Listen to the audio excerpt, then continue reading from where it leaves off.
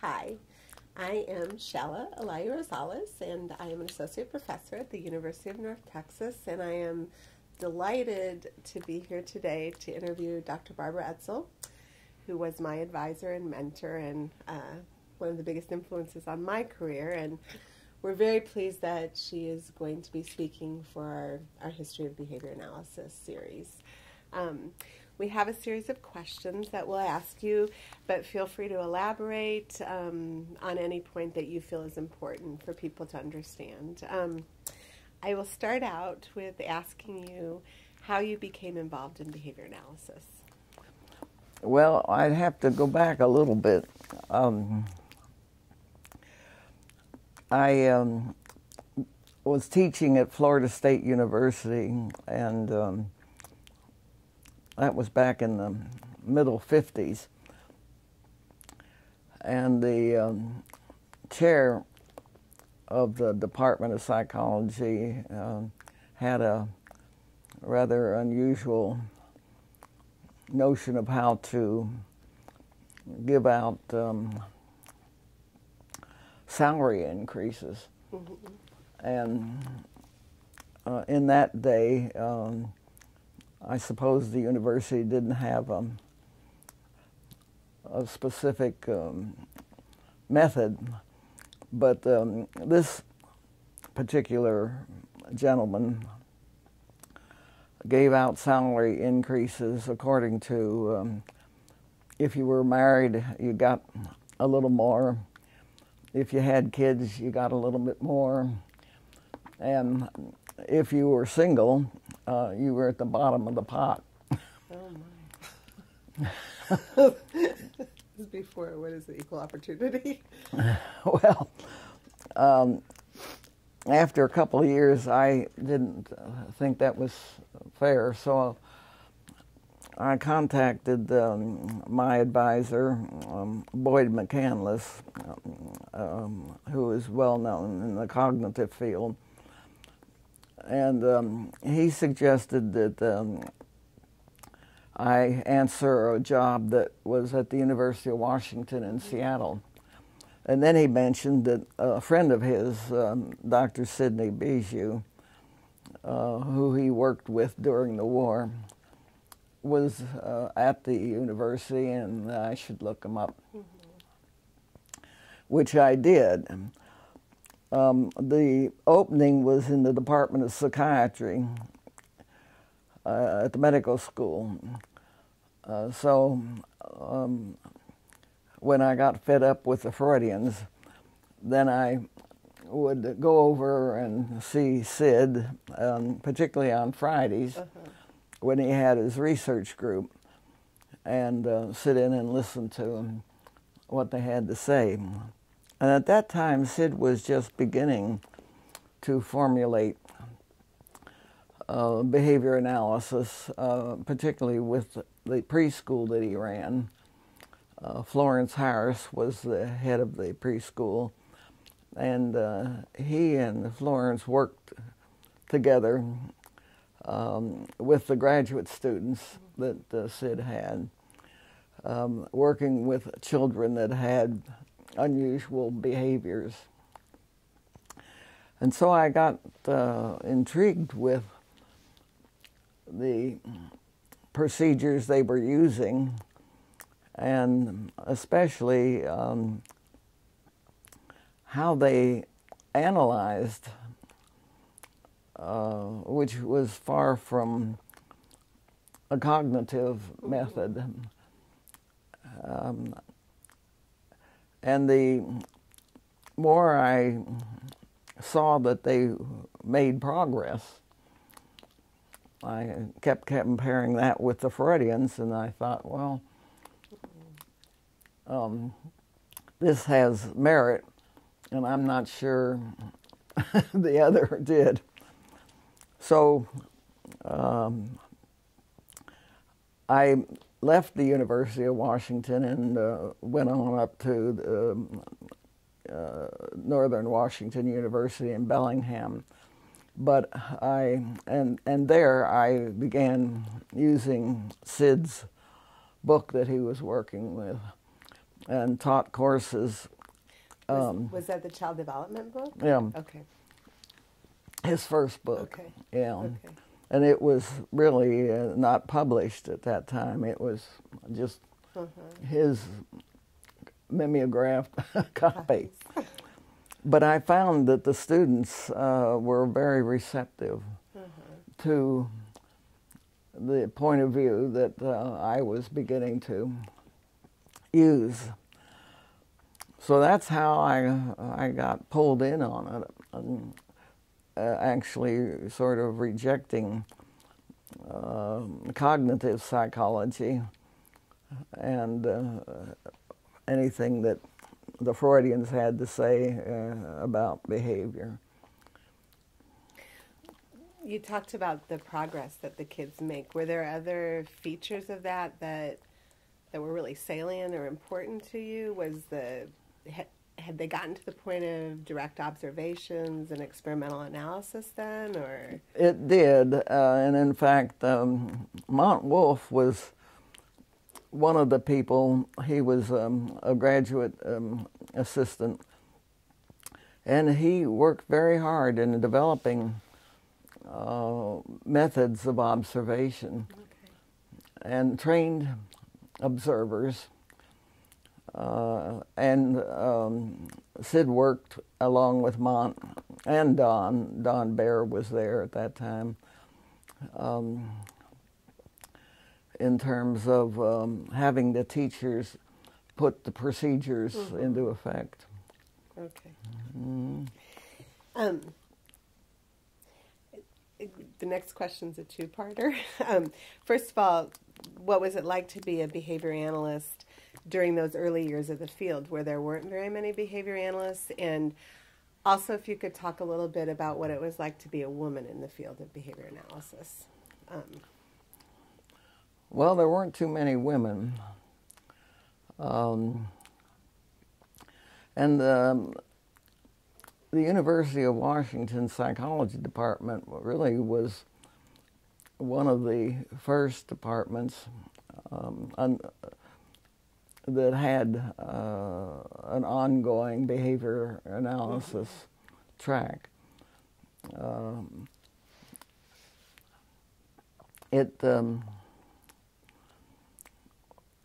It was interesting that there was so few people who were behavior analysts.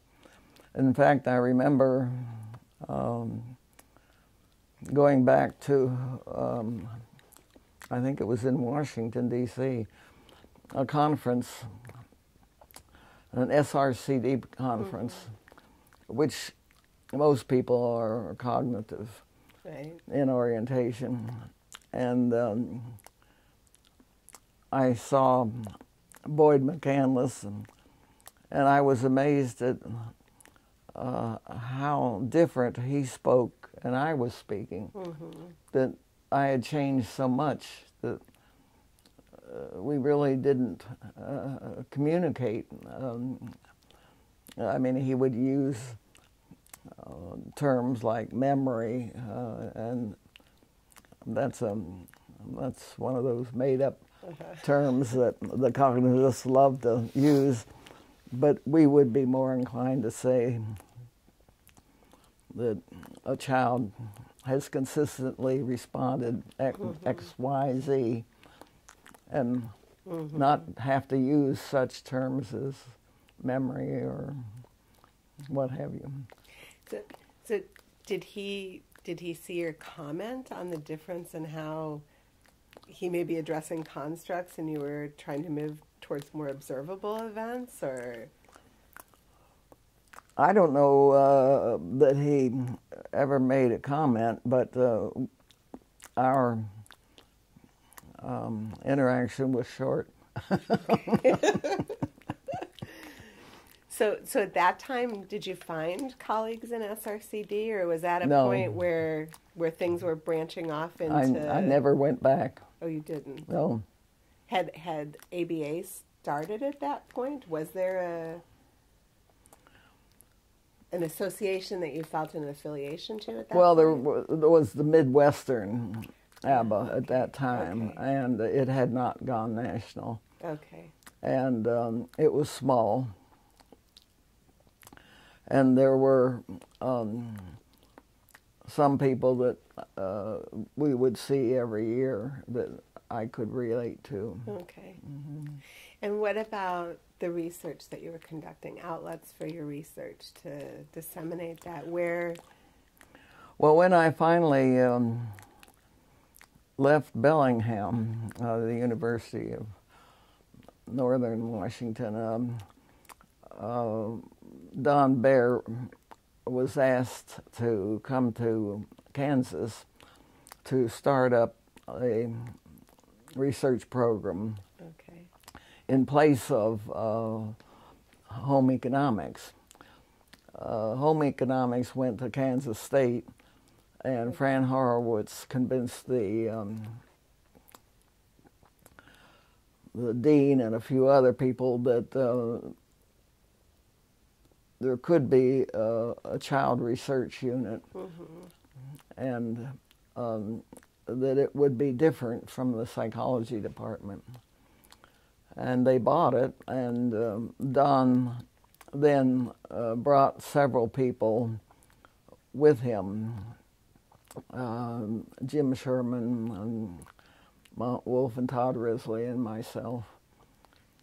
And you were the director of the child development labs of the preschool programs. The preschool at Kansas, yeah. That's he decided, I guess, that they needed a woman director to convince the other women who were currently teaching in the preschool. So did you inherit that whole group of women that were already teaching in the preschool? And how did that? Well, I'm sure that that probably they were not that thrilled to see this bunch coming.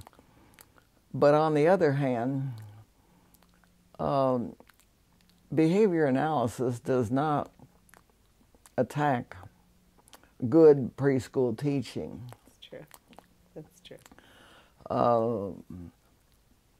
The teachers were able to use the materials that they wanted, and the way we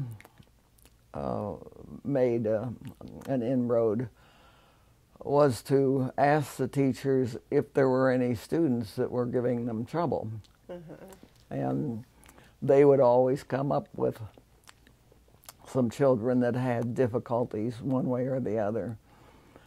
And so then we would, in our research meetings, discuss with the teacher some plans as to intervene, depending on what the child was having problems with. And we hired observers. We had a little bit of money, not much, but we hired undergraduate observers and taught them how to go about observing. And we collected data, and then every Friday we would look at the data along with the teacher. And I think we finally won them over when the teachers were able to see that actually the child did change. And the teachers we had were all good teachers, even though they were probably cognitivists to begin with. They certainly changed in their both terminology and their outlooks on particularly on problem children. I have to say that Fridays remain one of my favorite days of the week because of that tradition that we've also carried on. Oh, that's good. Yeah. Yeah, Friday. Everybody looks forward to Friday. I mean, it's a fun time to show your data and talk about procedures to change or increase or decrease, what have you. Let's see. You've talked a little bit about some of your colleagues early in your career and then going into Kansas. In addition to Sid Bijou, or more about Sid Bijou, but were there also other sort of strong influences in your development early on, especially with the lines of research that you followed throughout your career? Well, the first thing you have to do is to write grants. Any program that that has an ongoing, steady research program needs money to hire observers and to also give scholarships to graduate students that work in the program. So I spent the first probably 3 or 4 years just turning grants out along with Fran Horowitz, who was chair of the department. And that was an ongoing work that we'd no sooner write one grant, we'd start on another one. Yeah. Were there particular things about Fran Horowitz's style or way of doing things that you found noteworthy or? Yeah, she also happened to be a Boyd McCandless student at Iowa. Okay. And she graduated several years after I did. But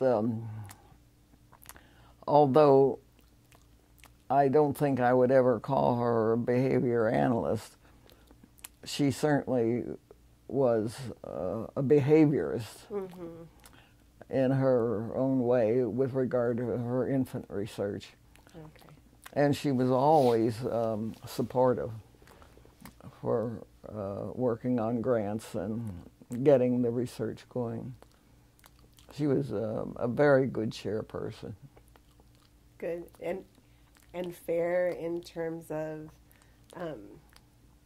you being a woman. Oh, yes. Early in your career. And that I found that makes a big difference. Yes, it does. Especially when you're first starting out, to have that support. Yeah, and it's nice to have the chairperson be a woman. I was also fortunate my first chair was a woman. Yeah, right. So in addition to Fran, were there other colleagues both within KU or outside of KU that influenced your early development? Yes, there's certainly Murray Sidman was one person who I thought a lot of and read a lot of his material, and his colleague Larry Stoddard.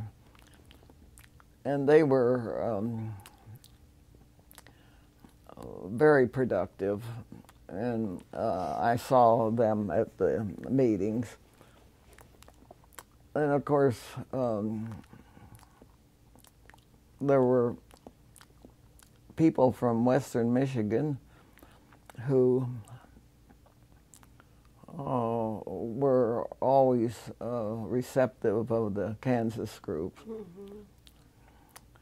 And Florida, the University of Florida at Gainesville came along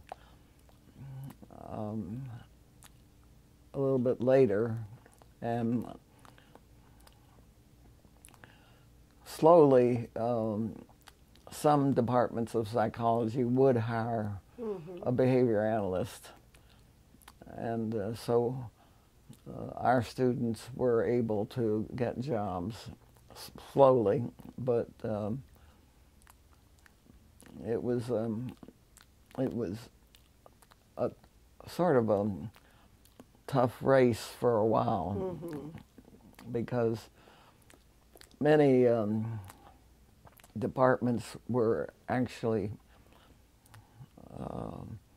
negative about behavior analysts.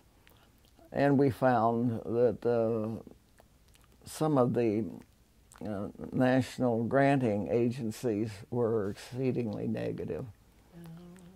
So we had to choose our granting agency carefully because they were not giving money to behavior analysts at all.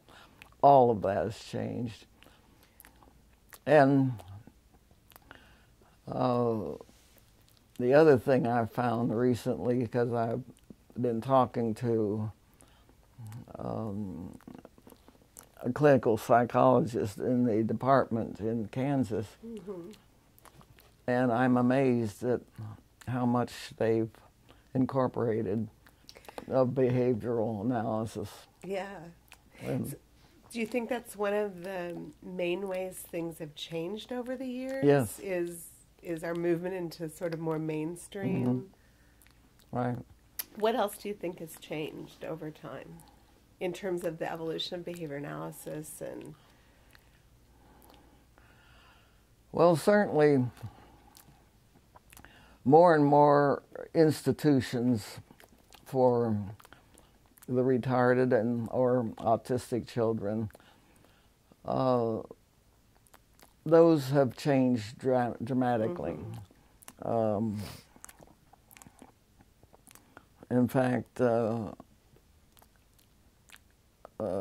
institutions were terrible places for years, but now either the institution no longer exists because they've used group homes and other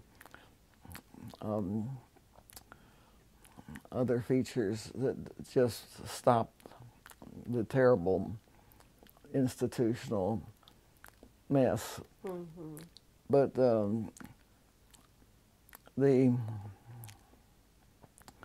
I think both the clinical psychologists and perhaps some psychiatrists have certainly altered their training and become behaviorists. In fact, I'm guessing now that that almost every department, large department of psychology, has somebody or quite a few applied behaviorists on their staff. Are there areas of development in behavior analysis that you would like to see more emphasis on or done differently? Well, my own interest has been in stimulus control, particularly errorless. And it's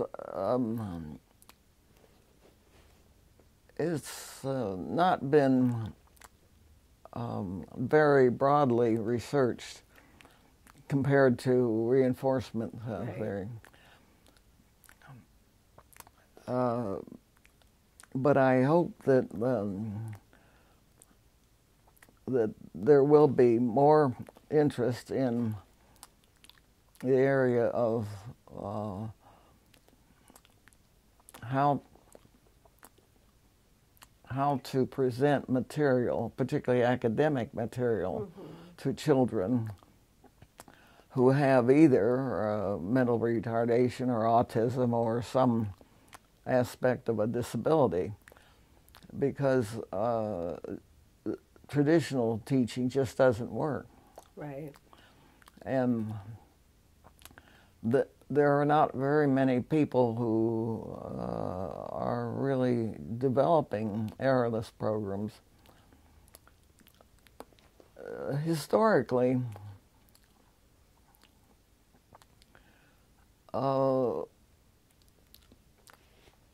where I got my degree in Iowa, University of Iowa, the psychology department was mainly Hull-Spence learning theory. And the Iowa Child Welfare Research Station was mainly cognitive. but the Hall Spence theory finally had its demise, but one of the things that the theory stated clearly was that the organism had to, in order to learn, had to have both reinforcement and punishment. Punishment in the sense of being wrong, right, in order for a habit, as they used the term, to develop. And then some years ago, several researchers, Terrace being one of them, managed with non-human organisms to show that you could teach an organism something by how you presented it, without them ever making any mistakes, without having errors. And of course, that then led Sidman and others to begin working with errorless procedures with mentally retarded children. But we need to do more research in that area in order to give the applied people a set of procedures to use when the child is not learning. One of, I think, of your many contributions is the notion of the criterion-related cue, right, in that process of errorless instruction.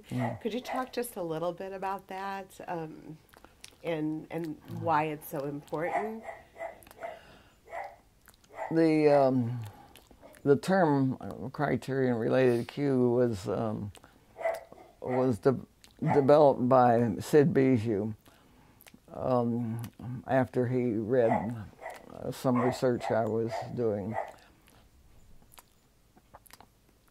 But there were a series of studies that were published that actually thought they were doing errorless procedures, but they used cues that had nothing to do with the end result.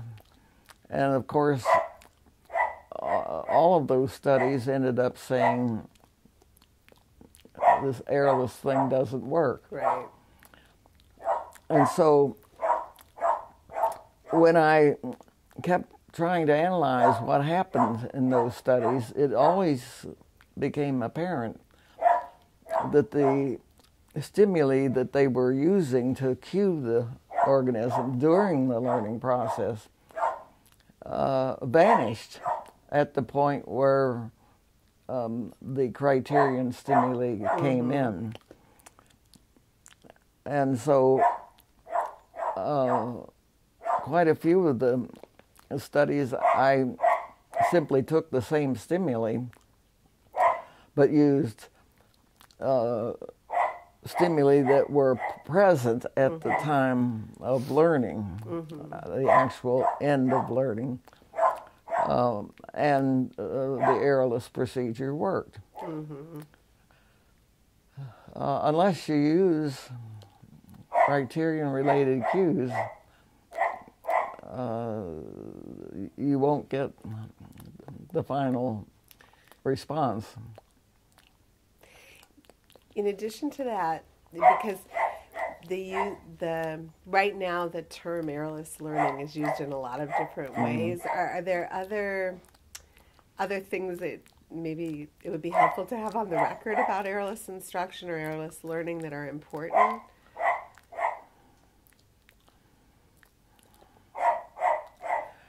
Well,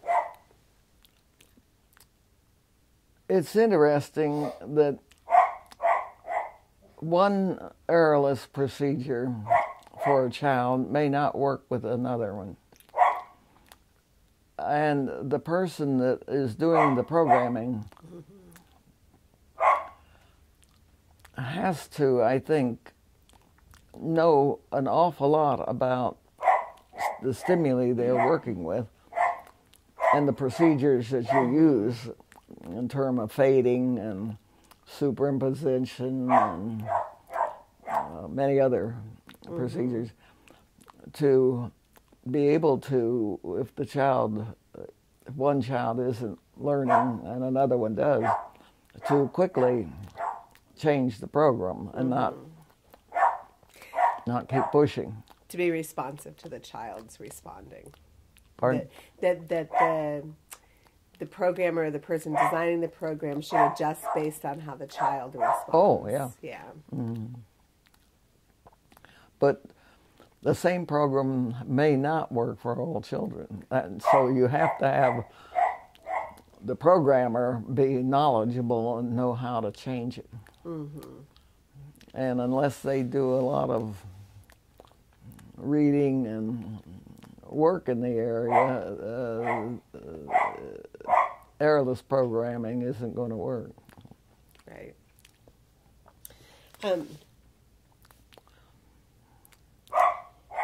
There are I have three more questions formally here, and then anything else you would like to add. But I think I'm going to move away from behavior analysis in general and go to you personally.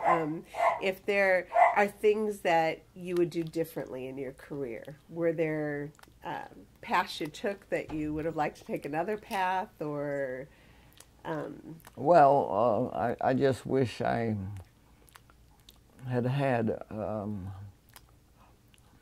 more training in behavior analysis earlier, but it didn't exist. Yeah. I mean, at the time that I was at Iowa,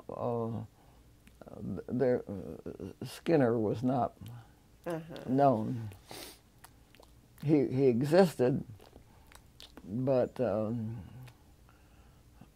there wasn't a great following, and I wasted, I think, a lot of years teaching something that I have since felt is harmful. The reason I say that is that education picked up cognitive theory, and education just hasn't moved, very little, and their research just hasn't produced what it should. And until the educators get more training in behavior analysis, they're going to have the failures that they've had for so many years. Yeah.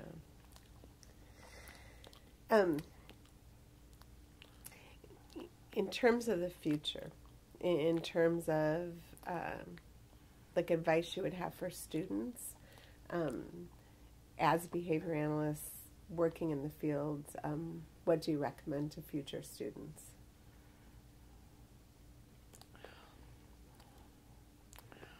Well, I'm always amazed when I talk with people and they say their child wants to go to a department of psychology. And I'm not quiet about it. I usually say, have you checked out what the going theory or theoretical basis is in that department? And most of the time, they haven't. They don't even know that there are a variety of theories.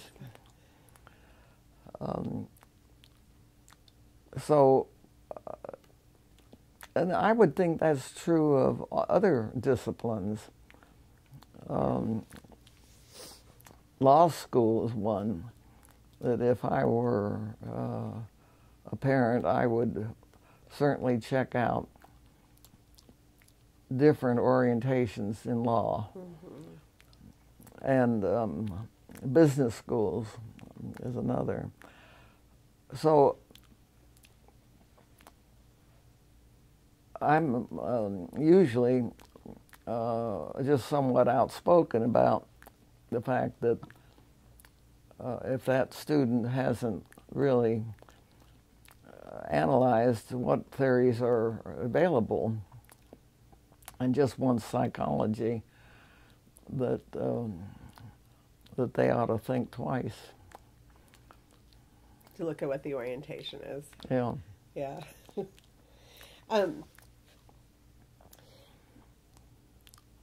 Because you are in the University of Kansas Women's Hall of Fame, are there particular suggestions or recommendations you would make for young women embarking on a career in academia and or as a behavior analyst? Young professors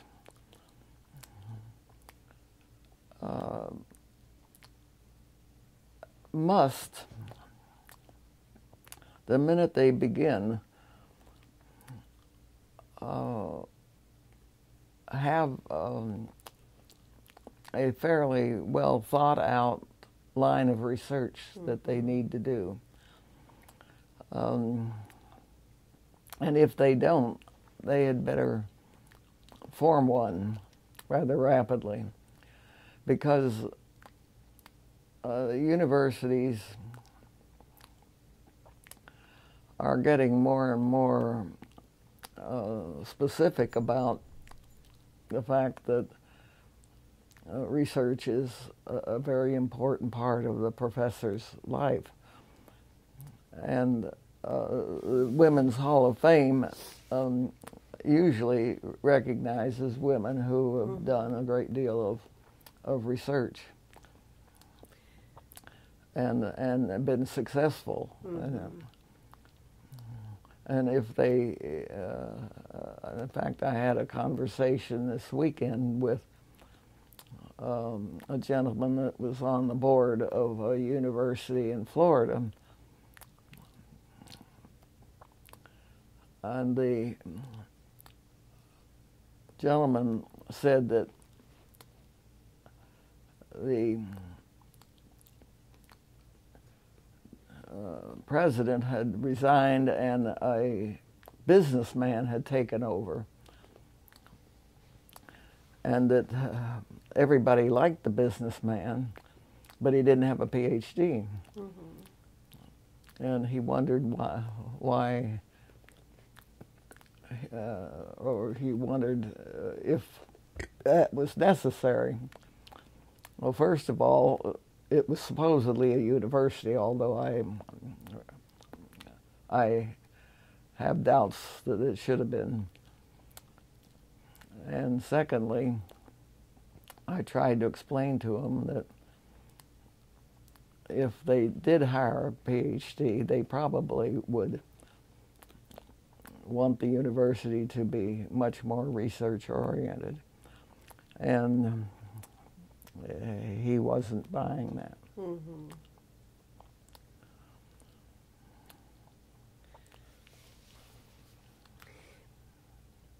When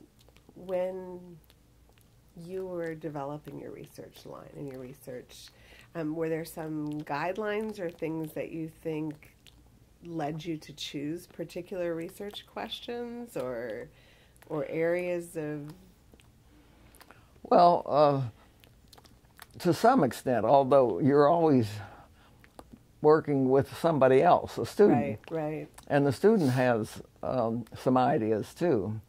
Now, students do tend to sign up with a person that they think is similar to their interests. So you have, to some extent, a mutual orientation. But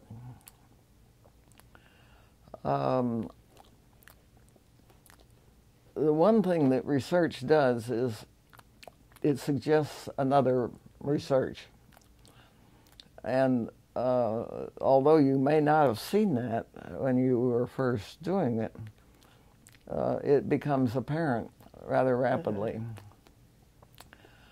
And I still have one or two research ideas that I would like to do, which I never will. But, and I even thought up the design for them. But it's mainly to ask the question, how can you tell really what stimulus is controlling the child's behavior? How can you, what do you do to analyze? Most of the time you're just guessing what's controlling the child's behavior. But if you had a foolproof method of really analyzing the stimuli that wouldn't be too hard to do, it might take a while, but that we've never developed. You work towards that. I mean, I'm just thinking about some of your early work with the assessments and the stimulus control research. It seemed like one of the things you were trying to get at was a way to do the error analysis, to figure out where the child was attending and then be able to shift that.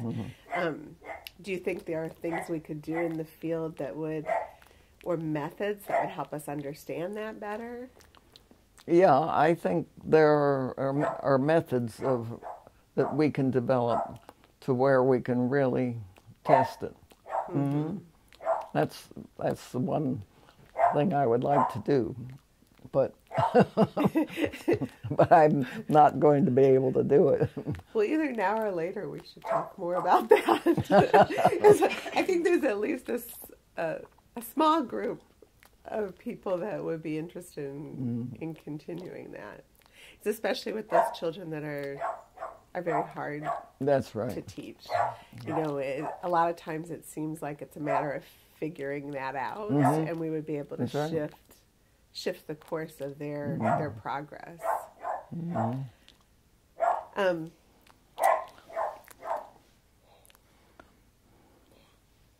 I guess,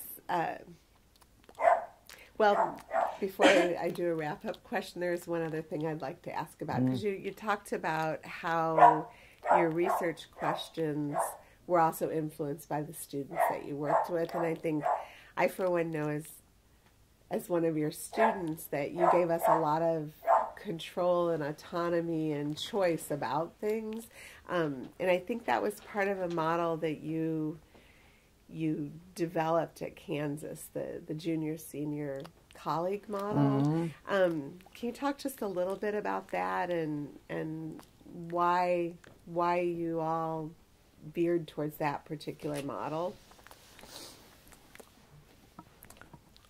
Well, graduate school is not easy.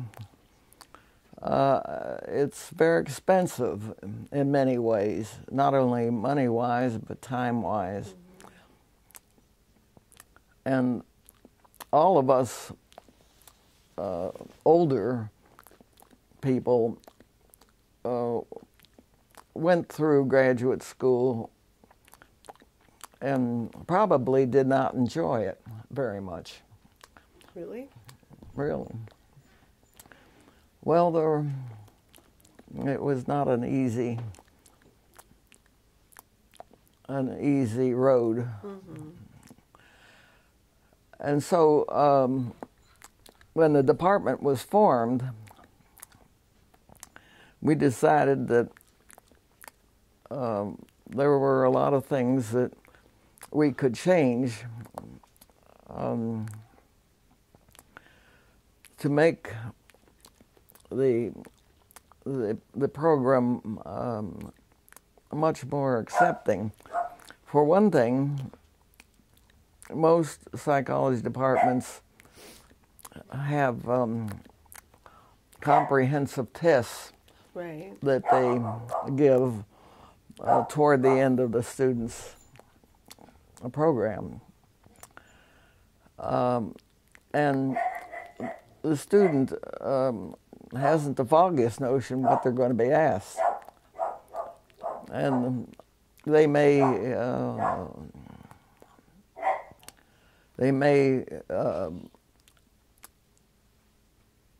have an insight probably to what might be on the test, but in the long run, they may not. What we did was tell the student to write their own questions, particularly about an area they were interested in, and to research all of the things that have been said or done in the field, and to come up with their own comprehensive question and the answer, which, by the way, is harshly graded. It's not only graded for its content, but for how they analyzed the material and what they think the current outcome is. So it's not as though we gave them a great big easy way of going through comprehensives, but we didn't try to fool them. Yeah. And I think the students profited more because they could choose their question and then really analyze the data that currently exists. Yeah, it's a good process. Well, Barbara, I guess the last question that I have on my list, and anything else you want to add, but is how do you view the future of behavior analysis? Well, I'm a little worried that so many people have gone into it and stopped at the master's level. But I'm assuming that if they do that, that they will be monitored in the job that they are able to get for a master's level person. And hopefully they aren't just out on their own doing things that are not monitored. Certainly more and more students are going into behavior analysis. And I've always said that just getting a degree is just the beginning of understanding things, that you have to be in the field for many years before you really understand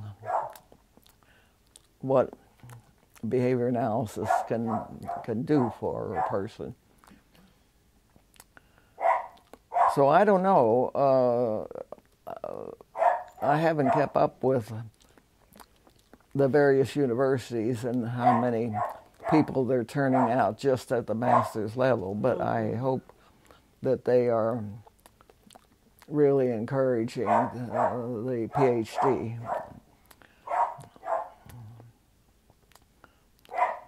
I agree. That is my list. Is there anything else you would like to add, or? No, you're very good. You have a very good list. Oh, thank you. I think Ebony has enjoyed our list too. Your wonderful dog. Well, yeah. I hope it hasn't been too hard on her, actually, the interview. Yeah, Ebony has a lot to say, but yeah. but she she puts her word in quite frequently. Yes. Well, Barbara, you have been such a wonderful influence on so many of us that I don't think there are enough words to express our gratitude for your contributions to the history. Yeah, I appreciate that, and you were a wonderful student, and thank you, and a very good professor now. I had a good model. Thank you.